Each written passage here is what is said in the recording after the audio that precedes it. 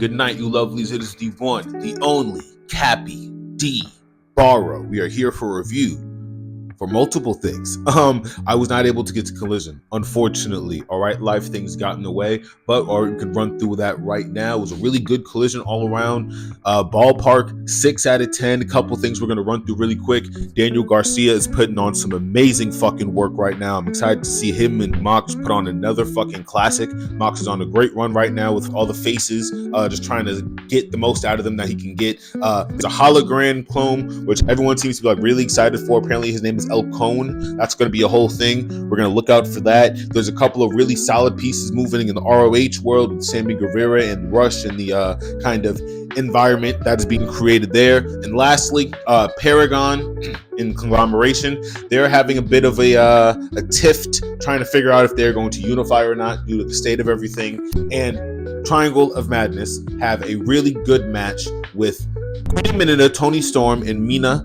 Really good match all around. Again, 6 out of 10. Some of these things were just a little too slow for me. Wasn't the biggest fan of that, but I give this all in all really, really cool show. We are going to be moving to the meat and the potatoes of this video, and that is going to be ass in Paris. It is exactly what I told you niggas it would be. I told you niggas it would be rematches, recycled spots, and unused creativity. Where are we, folks? Where are we? Oh man, this is so good. It's so crazy. So crazy. I mean, let's start off the fucking match, right? Bronson Reed and Roman Reigns go out there for an hour. A fucking hour. An entire hour of this fucking program is taken up from Roman Reigns, the part-timer, and Bronson Reed, the tribal Trumpy and the tribal thief. What the fuck is this, man? There's some cool spots, like, you know, Bronson tanks a spear. That was pretty cool, right? But just what the fuck? What are we watching? What are we watching? What is the point of this? Why was it an hour long? Why are we writing off Roman like we all don't know he's gonna go do the fucking Street Fighter movie? We all know he's gonna do the Street Fighter movie. He's had a total of like 3 matches, I think. Like 3 matches since his last return. I'm so over this part-time fucking gimmick, bro. Either retire or just become a producer, bro. Like, because at this point, The Miz is still going at his old ass age. And who knows when he's gonna stop taking bumps. But Roman can't come in for a 2-week string. Fucking embarrassing, man. The match is fine. It's fine. Like, it's fine. Like, I don't care about this match because I know Roman's not going to be here for the next couple of months. And now Bronson Reed and Braun Breaker are just going to have to find somebody else to beat up on. And somebody else who we're going to be getting to very shortly. After this match, we get Nikki Bella versus Becky Lynch. There's a really ugly botch from Nikki Bella. Like, a really ugly botch. But I don't know, y'all. This match isn't really this bad. Like, it's really not that bad. There was a couple of really good just like grapple segments between Nikki and Becky. Becky, obviously, she's amazing in that ring. But we all know Nikki wasn't going to go over. This should have easily been given to somebody like an Natalya, maybe even like a Blake Monroe, somebody who is on the verge to becoming the next big thing or the next moniker of what a champion should be in the WWE. Instead, it's just Becky Lynch, and it's like, bro, you were a champion like 2 years ago. Like, I don't know. It feels silly that people keep like trying to like give us the whole Sammy Hogan thing. And Becky Lynch has literally always been winning. Like, she's never not really won. Even like that feud she had with Ronda Rousey, she kind of came out on top on that. You know what I mean? I don't know, y'all. It's a really fine match though. Becky, obviously, she retains. I mean, who's surprised by that? Maybe we can get something different with the next pay-per-view with Becky Lynch, but I doubt it. I highly fucking doubt it. Next match of the night, we get Rusev versus Sheamus. This match dragged. This match did not move me. Sheamus hit the same move 3 times. I think his finisher, the bro kick's great. I think he's also just an amazing worker, but he hit that club thing 3 times. And in my mind, I'm like, does he think that we assume that's like his signature move or something? Like, he kept, and maybe it's like his move that he's always going to. Dude, but I don't want to count that shit as a signature. It just feels so fucking lazy and drawn out. And it's like, you have to do it for 30 or so seconds every single time. It's just, oh my God, I'm so fucking over that move, man. He hits that 3 times. Rusev hits like his I'm blanking on the name right now, but Rusev hits his finisher like 3 different times in 3 different locations. I'm like, okay, what is he hits it on top of? And then the whole system of this fucking match, I think it's just like acknowledgement of Europe, because there's like, I think there's like some kind of flag next to a fucking Irish flag, and then there's a bunch of they call them like wheelbarrow, like iron barrels. I don't even know what the fuck they are, bro. It's nonsense. It's fucking nonsense. I was expecting maybe somebody's head to go through a barrel and beer flow out. Nigga, anything. This shit sucked. There's so much recycled shit in this fucking card. It's like I can't even keep getting into it. I can't keep getting to it. Rusev goes over. It's nonsense. It's nonsensical. It serves no real purpose for anything. I'm not gonna lie, folks. It's boring. It's boring. And that sucks because both of these two entertainers, they're not bad, but what the fuck is the point of this? What is the point of any of it? Next match on the night, man, we get Logan Paul versus John Cena. Thank God for John Cena. Thank God for John Cena. If it wasn't for this match and maybe everything that Bronson Reed and Roman Reigns tried to put into that first match, this card would be a fucking disaster, because that Nikki Bella botch went viral. Not so much of her good grabs. Pretty okay grabs. That botch was hideous, though. It was fucking horrendous. The Sheamus and Rusev match is the exact same shit we've been getting for 9 weeks now. 9 weeks we've been getting the Sheamus and Rusev shit, and they go out there, they hit the 5 moves of doom, right? Logan Paul goes out here in this match with John Cena, and he stinks up the card. He stinks up the whole show. He hits a horrendous buckshot. It's probably one of the worst buckshot lariats I think I've ever seen, second to CM Punk. It's so fucking ugly. He hits a lazy ass 5-knuckle shuffle, but it's bad, man. It's bad. It's not good. It is not good. John Cena, he hits a Styles Clash, and he hits something else. He hits a Styles Clash, and he hits another move, just like in homage to some past opponents.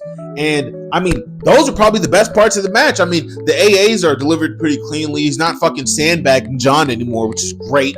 But it was just nothing, man. This match it wasn't that entertaining, man. It wasn't that entertaining. John had to sell like back-to-back finishers from Logan, and then he hit an AA 1, 2, 3.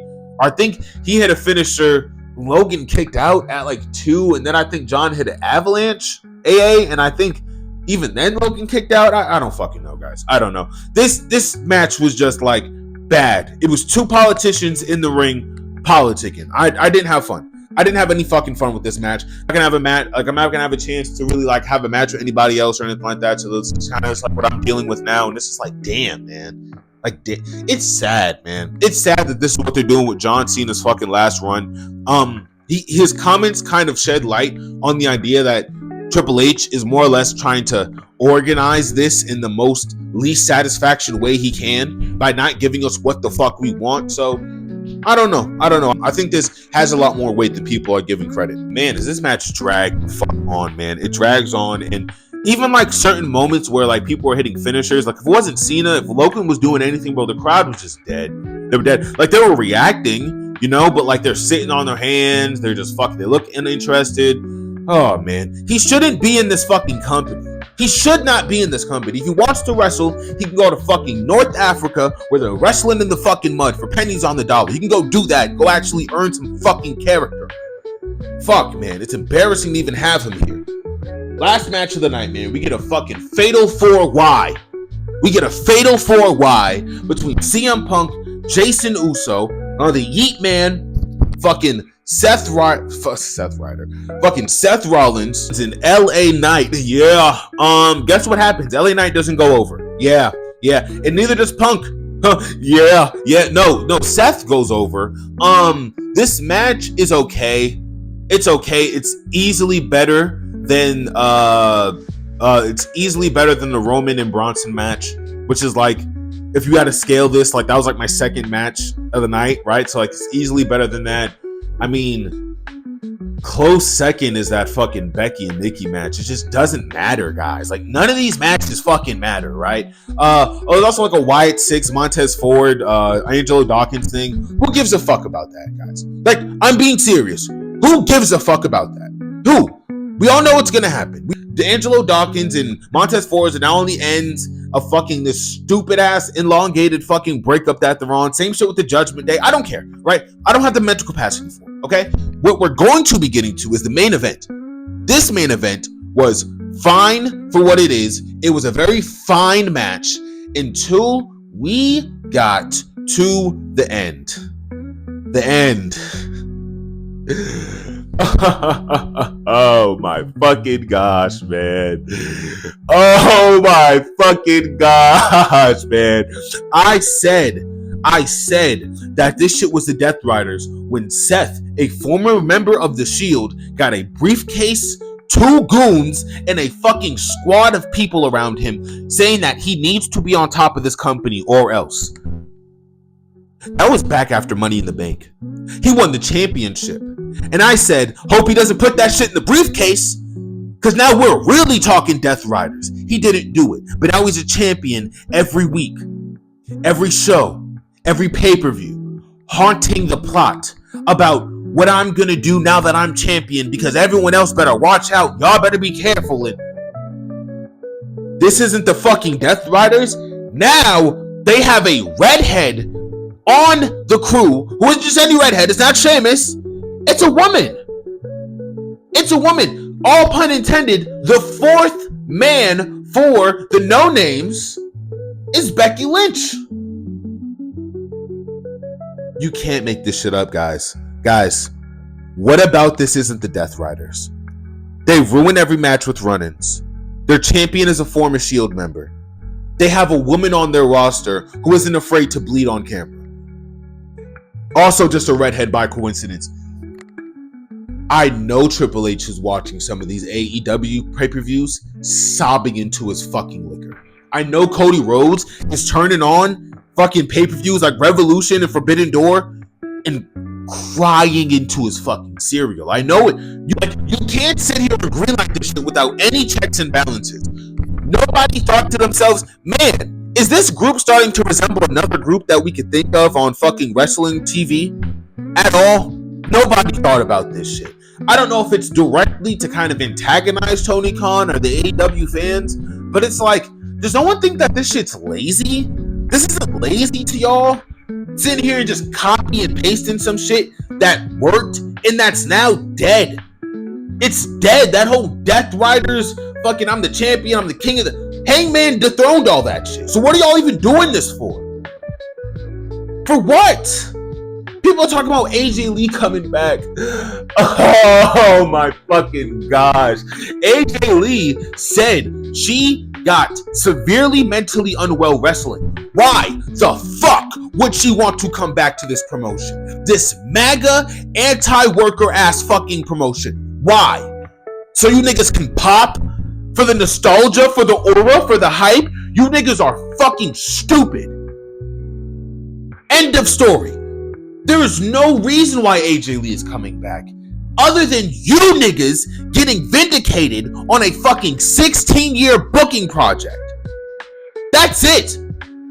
She's gonna come back and waste away in fucking catering? How's gonna be her last and final match? AJ Lee's retirement. She just got one more in the tank for Becky Lynch. If it's her last one in the tank, then how the fuck is she gonna go over? We're gonna have Becky come back we're gonna have AJ come back to lose? After she told y'all the reason she stopped wrestling was to not hurt herself mentally and physically, emotionally, on all the fucking spectrums. But she should come back for you niggas to pop. I think the IWC needs a real evaluation on what matters, what's important, and what comes with wrestling. It's not just going out there and putting on a fucking costume. And I think a lot of people really don't understand that. They don't understand that. I don't want AJ Lee back in this company. I want her as far away from this fucking company as she can get. If she can just sit here and bake cakes in, North Chicago for the rest of her life, that's a beautiful place to be. That is a beautiful place to be, and I wish nothing else better for her. She is easily one of the pillars of why women's wrestling is where it is right now today across all the industries. WWE is bankrupt creatively. Ass in Paris was everything I told you niggas it would be. It was doo-doo. It was ass. It was cheeks. It was awful. And displeasure of watching it. We had the displeasure of being around for it. I hope you guys enjoyed any part that you could of it. I really do want people to enjoy some of these wrestling programs, and I'll even give some credit. You know, like some of these matches, they are fine on a technical level. They're fine, but where does any of it go?